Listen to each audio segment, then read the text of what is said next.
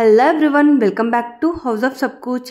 So day 3లో కంచిలో ఉన్నాము. సో పట్టు శారీస్ షాపింగ్ కోసం అని వెళ్ళాము. ఏజ్ బాబుషాకి, వరమహాలక్ష్మికి ఇలా కొన్ని షాప్స్ ఉన్నాయి. లాస్ట్ టైం మా తమ్ముడు పెళ్ళికి వచ్చినప్పుడు చూసాం కాబట్టి యాక్చువల్ మా ప్లాన్లో పాండిచ్చేరిలో ఉండాలి ఈ టైంకి, బట్ సమ్హౌ కంచిలో ఉండిపోయాము. సో కంచిలో షాపింగ్ ఎగ్జాక్ట్లీ ఏజ్ బాబుషా ఆపోజిటే మనకి ఈ చిన్న స్మాల్ ఫుడ్ సెక్షన్ది అవైలబుల్ ఉంటారు. చాలా ఆంటీ వాళ్ళందరూ కలిసి మంచిగా కమ్మగా వండి పెడతారనమాట. దాని ఇండివిజువల్ వీడియో కూడా అప్లోడ్ చేశాను, చూసి ఎంజాయ్ చేయండి.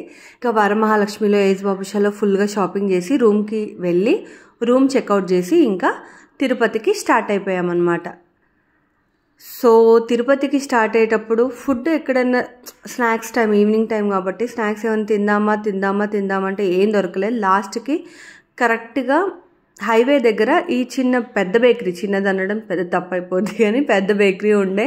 పఫ్, వేడిగా బాదం మిల్క్, స్పాంజీ కేక్ కమ్మగా ఉండే.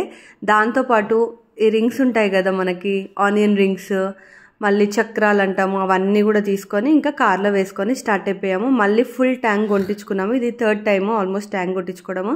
ఇంకా మీ అందరికీ తెలుసు కదా, మేము చెప్పులు పోగొట్టేసుకున్నామని అరుణాచలంలో. సో తిరుపతి రీచ్ అయిపోయాము. తిరుపతి రీచ్ అవ్వగానే ఫస్ట్ చెప్పుల షాపింగ్కి వెళ్ళి చెప్పులు కొనుక్కున్నాము. ఎందుకంటే అప్పటి వరకు మేము చెప్పులు లేకుండా తిరిగాము. తర్వాత డిన్నర్ కంప్లీట్ చేసి ఇంకా తిరుపతిలో రూమ్ తీసుకున్నాము. Thank you.